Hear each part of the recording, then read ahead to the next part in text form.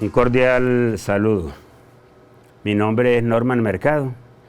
Tengo a cargo el curso de matemáticas especiales a nivel tanto virtual como presencial. En este video vamos a presentar la serie compleja de Fourier y algunas de las aplicaciones más importantes en ingeniería electrónica y telecomunicaciones. Este video es el número 12, pero corresponde pues al módulo 9, en razón de que para los primeros módulos hubo que hacer varios videos para un mismo módulo. El tema de la serie compleja de Fourier y sus aplicaciones tiene el siguiente contenido básico que está en el material del curso, ¿no? La función exponencial compleja, la serie compleja de Fourier y algo que es clave en el diseño de filtros y en el análisis de sistemas de telecomunicaciones, que son los espectros discretos y de magnitud y fase. Al final, pero básicamente pues en el material del curso y en las guías se hace un estudio de cómo analizar un sistema lineal invariante en estado estacionario, usando la serie compleja de Fourier. Recordemos que en el capítulo 2 se estudió el tema de la variable compleja. En ese momento se introdujo la identidad de Euler, ¿no? Una función e a la j omega t, en general e a la j teta, es un número complejo que tiene una parte real que es el coseno y una parte imaginaria que es el seno de teta. Entonces, cuando la frecuencia es teta es omega por t, perdón, el ángulo es omega por t, siendo omega la frecuencia angular, entonces la función exponencial compleja viene dada por coseno de omega t más j seno de omega t. Y su conjugada tiene la misma parte real y, como ya saben, la parte imaginaria es el negativo de la parte imaginaria del número original. Ahora bien, teniendo en cuenta la expresión para e a la j omega t y e a la menos j omega t, si sumamos e a la j omega t más e a la menos j omega t, queda coseno de dos veces el coseno de omega t, con lo que, y si la restamos, aparece el seno. Con lo que, muchachos, el coseno de omega t es un medio de la suma de las exponenciales, bueno, la exponencial y su conjugada, y el seno es 1 sobre j2 por la diferencia. En general, y ya para acercarnos a lo que es la serie de Fourier, si la frecuencia es n veces omega sub 0, recuerden que omega sub 0 es la frecuencia fundamental de una onda periódica de periodo t, ¿cierto? Y n veces omega sub 0 corresponde a los diferentes armónicos que va a tener la onda, y eso con base en lo que se estudió en el módulo anterior, ¿cierto? El hecho es pues que tanto el coseno como el seno se pueden expresar en términos de las funciones exponenciales complejas. A partir de la serie original de Fourier, la serie trigonométrica, que fue la que estudiamos previamente, ¿cierto? Aquí hay un pequeño problema de símbolo, se las voy a reescribir aquí. Es a sub 0 medios, que es el término independiente, más la suma desde 1 hasta infinito. Aquí es a sub n, ¿cierto? Coseno de n veces omega sub 0 t. Es que ese 0 quedó como muy abajo, y ¿cierto? Realmente aquí es omega sub 0 y acá omega sub 0. ¿Cierto? Los coeficientes, recuerden, los coeficientes de la serie trigonométrica son 1 sobre t medios, la integral entre un instante t sub 0 y t sub 0 más t, es decir, se hace la integral sobre un periodo, de f de t por el coseno, y los b sub n, la integral también sobre un periodo de la función, pero por el seno, ¿cierto? En el caso de los a sub n es válida para n mayor o igual que 0, porque resulta que a sub 0 está vigente en la serie, pero los b sub n son a partir de n igual 1. Entonces, teniendo en cuenta las funciones, lo que se dedujo previamente, ¿cierto? Que el coseno es esto y que esto es el seno. Entonces, la serie de Fourier de una función f de t se puede expresar de esta manera, ¿no? En lugar de coseno colocamos su equivalente en términos de las funciones exponenciales, lo mismo que para el seno. Manipulando un poquito, ¿cierto?, algebraicamente esa expresión, vamos a obtener que la función f de t, la serie, tiene a sub 0 medios, y miren que aquí aparece una combinación lineal de las exponenciales n omega sub 0t y menos n omega sub 0t. Entonces, estos coeficientes en adelante, a sub 0 medios, lo vamos a llamar c sub 0. Los a sub n menos j b sub n sobre 2, lo vamos a llamar c sub n. Y c sub menos n, que es el conjugado, es a sub n más j b sub n sobre 2. De tal manera que nos resulta una forma mucho más compacta de lo que es la serie compleja de Fourier, ¿cierto? Estos coeficientes, repito, están dados por esas expresiones y que se obtienen de esta expansión que se hizo de las funciones coseno y seno. En general, pues, cualquier función periódica de periodo t, es decir, de frecuencia fundamental 2pi sobre t, se puede expresar como la sumatoria, cuando n va desde menos infinito hasta infinito, de c sub n por e a la j n omega sub 0t. La pregunta es ¿para qué sirve esa serie, cierto?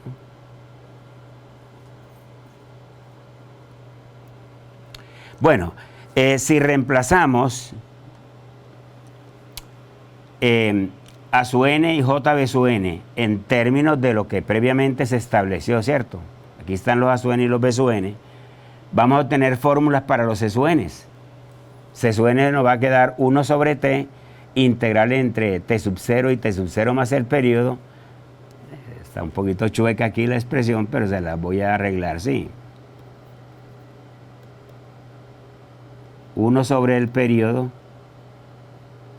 integral entre un instante t sub 0 y t sub 0 más t, de f de t por e a la menos j n omega sub 0 t. Esa es la expresión matemática que me permite calcular los coeficientes de la serie compleja, ¿cierto? Es bueno precisar que estos coeficientes, ¿cierto? F de t es una función de variable real, pero e a la menos j n omega sub 0 t es una función de variable compleja. Eso significa que estos coeficientes van a resultar en ser números complejos, ¿cierto? O sea, que tienen magnitud y fase. ¿Bien? La magnitud se puede calcular como un medio de la raíz cuadrada de la parte real al cuadrado más la parte imaginaria al cuadrado. Y el ángulo es tangente inversa, ya eso lo sabemos desde el módulo de variable compleja, ¿cierto? De la parte imaginaria sobre la parte real. Aquí yo les presento un ejemplito, ¿cierto?, de una función para encontrar la correspondiente serie, ¿cierto? Entonces miren que esa función, si la llevamos a la gráfica, entre menos 3 y menos 1 y entre 1 y 3 la función vale 0. Es significativa entre menos 1 y 1 que vale 2. El hecho después que el periodo es 6, ¿sí? Se repite, ¿cierto? Entonces queda una señal periódica par, ¿cierto? Como ya sabemos del módulo anterior, la señal periódica par solamente tiene coeficientes a sub n, o sea, en coseno. De manera que si yo le calculo la serie compleja, los coeficientes de la serie solamente van a ser números reales. Veamos que en efecto es así, ¿no? Bueno, ahí está. Recuerden que, dado que el periodo es 6, la frecuencia fundamental es 2 pi sextos. O sea, la frecuencia fundamental es pi tercios. Por eso que queda suma desde menos infinito hasta infinito de C sub n por E a la J n pi tercios t. Los coeficientes se calculan con la fórmula, ¿cierto? Y obtenemos que la expresión matemática para los C sub n tiene abajo n, lo cual no me permite calcular C sub 0. C sub 0 hay que hallarlo aparte, ¿no? C sub 0 simplemente será 1 sobre 6, que es el periodo, integral entre menos 1 y 1 de 2 de t. ¿Por qué? Porque cuando n vale 0, e a la 0 es 1. Entonces, y ese coeficiente pues resulta ser 2 tercios. En consecuencia, pues muchachos, tengo una expresión matemática para la serie compleja, ¿cierto? Miren que los C sub n son puramente reales, como les dije hace un rato, ¿sí? Son puramente reales. Otro procedimiento que yo puedo seguir para llegar a la serie, a partir de la serie compleja, si me devuelvo, puedo encontrar la serie trigonométrica, ¿cierto? ¿Sí?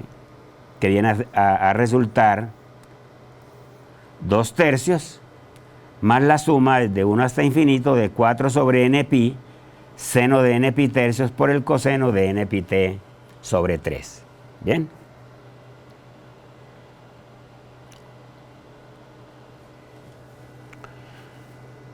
Podemos encontrar la serie truncada para un número determinado de términos de la serie, ¿cierto? Y vamos a llegar a que si yo represento gráficamente 5 términos de la serie, ¿cierto?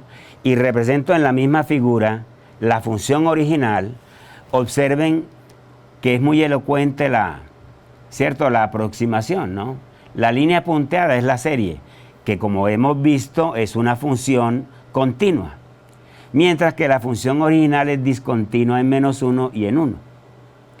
Es de esperarse que si se toman más términos de la serie, por decir 10 términos de la serie, entonces la convergencia, el rizado aquí va a ser menor y la convergencia mejora, ¿cierto?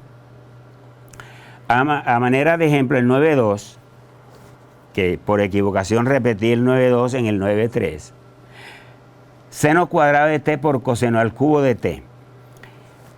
No es necesario, muchachos, usar la fórmula de los C sub n como 1 sobre t integral entre t sub 0 y t sub 0 más t de f de t de t por e a la menos j n omega sub 0 t, pues.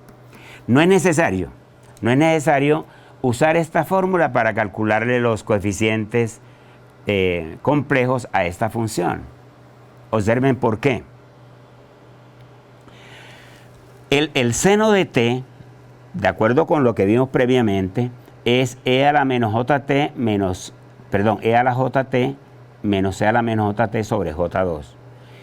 Y el seno cuadrado es esta función elevada al cuadrado. Entonces, con base en lo estudiado en el curso, en la parte previa, de variable compleja, encontramos que seno cuadrado tiene esta expresión en términos de las exponenciales positivas y negativas. Y el coseno al cubo, algo similar, ¿no? Este es el coseno, al elevarlo al cubo, queda toda esta expansión. Perdón.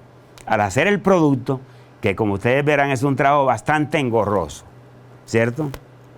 Pero con un poquito de paciencia, pues, ¿cierto? Llegamos a que la función f de t original tiene, ¿cierto? Un coeficiente en e a la j 5t. Ese viene a ser el c sub 5. Este viene a ser el c sub menos 5, c sub 3, c sub menos 3, c sub 1 y c sub menos 1.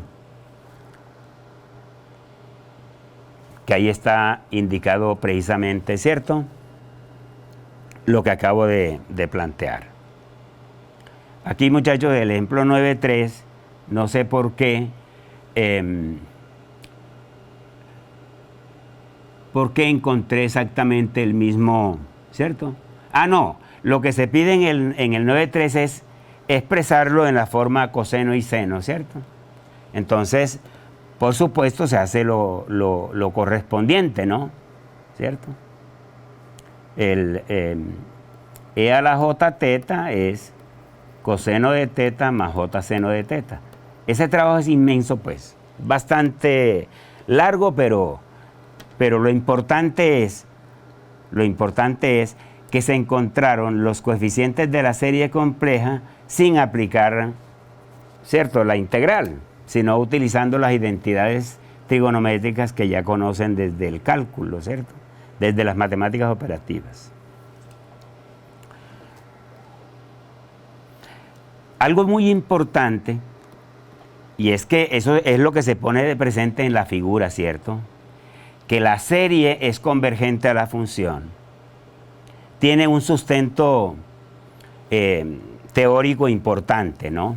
Recuerden que para que una serie numérica sea convergente, ¿cierto?, se requiere que se verifique el criterio de la razón. Es decir, el límite cuando n tiende a infinito del valor absoluto del cociente entre dos términos consecutivos de la serie tiene que ser menor que 1 para que sea convergente la serie, ¿cierto? Esa es una condición de necesidad para que una serie sea convergente. Entonces, si uno hace el análisis con C sub n y C sub n más 1, ¿cierto?, encuentra que C sub n más 1 en valor absoluto es menor o igual que 1 sobre t integral entre 0 y t de f de t por e a la menos jn omega sub 0 t. O sea, eso implica que C sub n más 1 en valor absoluto es menor que C sub n, porque t es un número mayor que 1.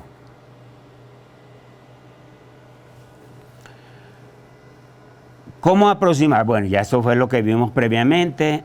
Para aproximar una función mediante una serie truncada, entonces lo que dice claramente es que si yo tomo un número n determinado de términos, ¿cierto?, la serie resultante, la función resultante mejor, es un valor aproximado para la serie.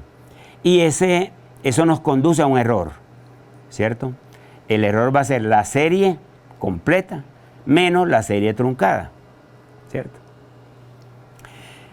Se puede demostrar, eso no viene al caso en este curso en particular, pues, porque es de una matemática un poquito gruesa, pesada, que cuando uno aproxima una función periódica mediante la serie de Fourier, el error que comete es el mismo que encontraría usando el criterio de los mínimos cuadrados. O sea, el valor cuadrático medio es mínimo cuando uno aproxima una función periódica mediante su correspondiente serie compleja de Fourier. Finalmente, muchachos, recuerden que C sub n es un número complejo que tiene una parte, una magnitud y una fase, teta sub n.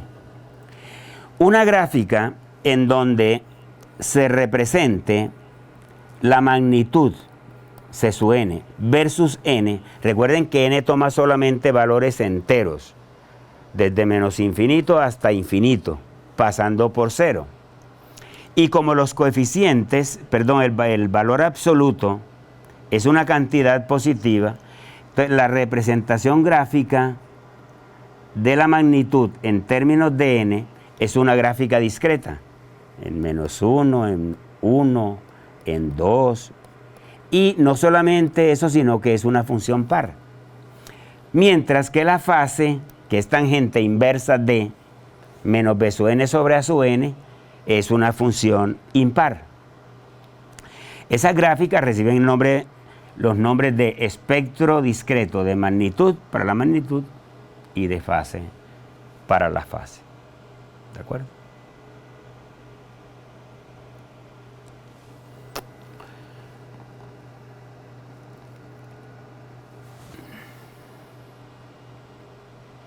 Voy a ir directamente a hacerles un ejemplito, ¿no?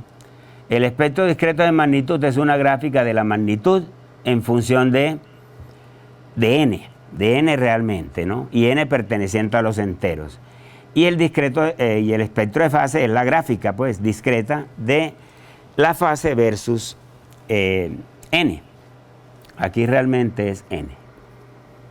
¿Sí? No n omega sub 0, sino n. A manera de ejemplo, ¿no? Si tenemos esta función t cuadrado que multiplica a u de t menos u de t menos 1.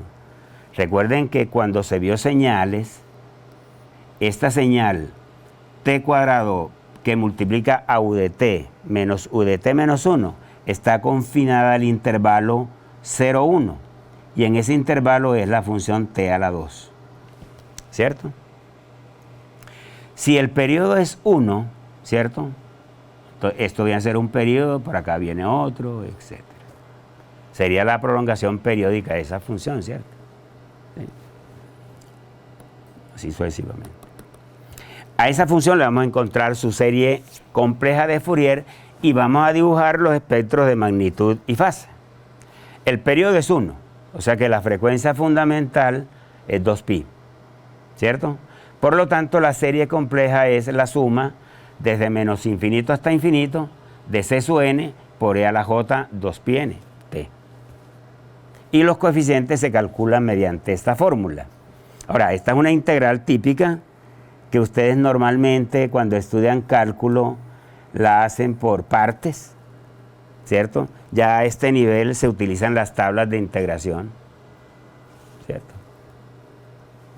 Usando las tablas encontramos una expresión matemática para los c sub n, pero n es diferente de 0.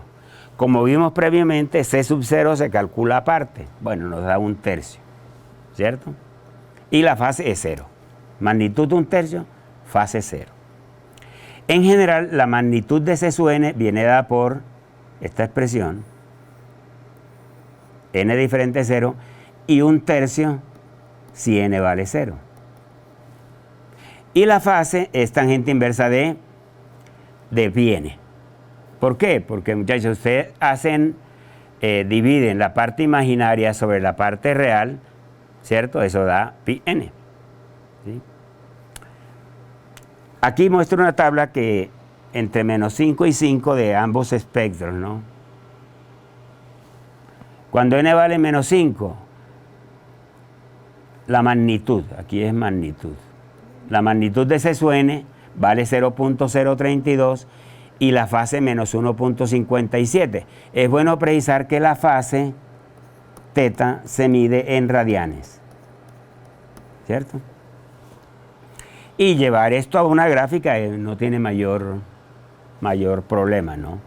Sin embargo, hay un valor agregado en este curso, muchachos, que yo quisiera compartir con ustedes, y es cómo usar MATLAB para representar gráficamente los espectros de magnitud y fase, ¿cierto? En lugar de usar el comando plot n, c sub n, por decir algo, se utiliza STEAM. Lo mismo para la fase.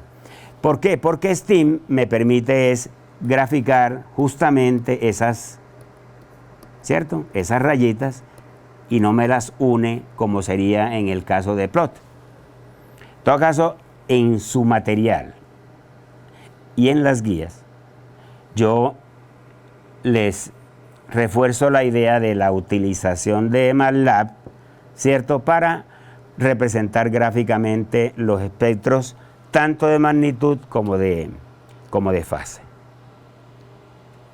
Para el caso que nos ocupa, aquí nos da el espectro de magnitud y por acá el espectro de fase. Es claro, el espectro de magnitud es una función par de variable discreta, mientras que el espectro de fase es una función impar de variable discreta. Estas gráficas fueron hechas con MATLAB, pero se procesaron para efectos de presentárselas a ustedes por Paintbrush. Bueno, aquí ya viene otro ejemplo, muchachos. La idea no es saturarlos demasiado con este asunto, ¿cierto?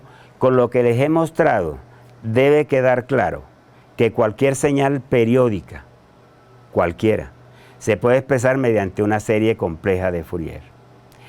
Que la magnitud y la fase de los coeficientes de la serie compleja, ¿cierto?, me dan o me conducen a encontrar los espectros de magnitud y fase. Y veremos que el contenido de potencia de una señal está asociado justamente a esa magnitud, a la magnitud de los coeficientes de la variable compleja. Entonces voy a omitir el ejemplo 9, ustedes le pueden hacer un seguimiento en su material, pero esta parte sí la quisiera, ¿cierto? Sí la quisiera profundizar un poquito. En las señales periódicas es importante analizar, además de la amplitud y la fase, qué potencia contiene esa señal, ¿cierto? Recuerden que la potencia es 1 sobre el periodo integral a lo largo de un periodo de la función elevada al cuadrado.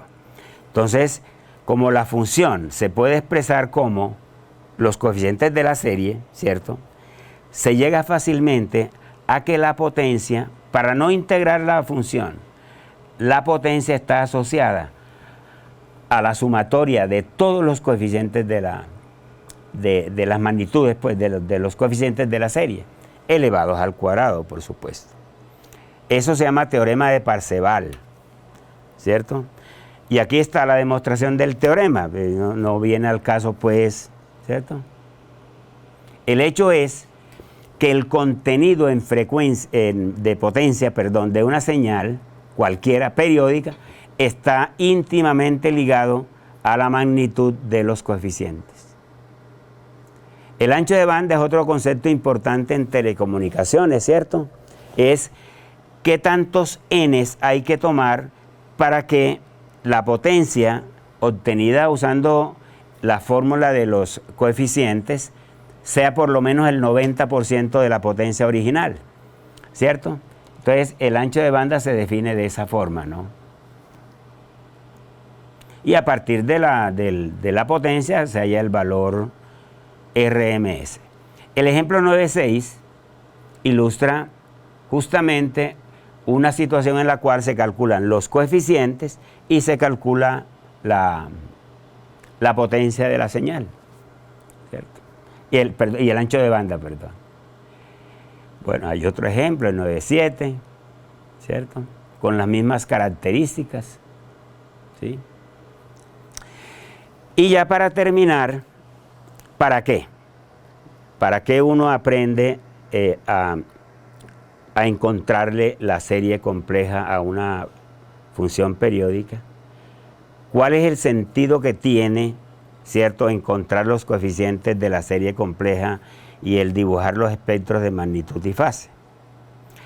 Entonces, si ustedes tienen algo de fundamentación en lo que es el análisis de los sistemas lineales invariantes, encontrarán que la respuesta de un sistema, aquí tenemos el sistema lineal invariante. Aquí está la excitación y aquí está la respuesta. Cuando uno hace el análisis en el dominio de tiempo, tiene que resolver esta ecuación diferencial, ¿cierto? Y al resolver la ecuación diferencial, aparece una solución que es la solución complementaria, o también se llama respuesta transitoria del sistema, y la solución particular que se conoce como respuesta de estado estacionario. Entonces, ya cuando uno está analizando sistemas en estado estacionario, no importa cuál es la respuesta transitoria, sino que nos enfrentamos directamente a establecer cuál es la respuesta de estado estacionario, ¿cierto? Entonces llegamos a que si uno reemplaza cuando x de t es de la forma e a la j omega t, y de t también, su ss de t también va a tener la misma forma. Y llegamos a lo que es la función de transferencia de un circuito, o de un sistema en general, pues, aunque nosotros lo manejamos básicamente para circuitos eléctricos, esta expresión es válida para cualquier sistema, la función de transferencia de un sistema. Eso nos lleva, muchachos, a definir lo que son las impedancias de los elementos circuitales, de un resistor, de un capacitor y de un inductor. Pero ya eso no haría parte de un curso de matemáticas especiales, sino que ya es una aplicación de estos temas de Fourier para el curso de circuitos eléctricos 2, básicamente, que hace parte de su currículo en ambos programas, ¿no? Tanto en electrónica como en telecomunicaciones. Espero que esta información que aparece aquí les sirva para complementar lo que ya debieron haber estudiado o están estudiando de manera paralela junto con este curso de matemáticas especiales. Hay un ejemplo en concreto, pues, que como les digo, les puede servir para complementar lo que están estudiando en los cursos de circuitos eléctricos 2. Felicidades.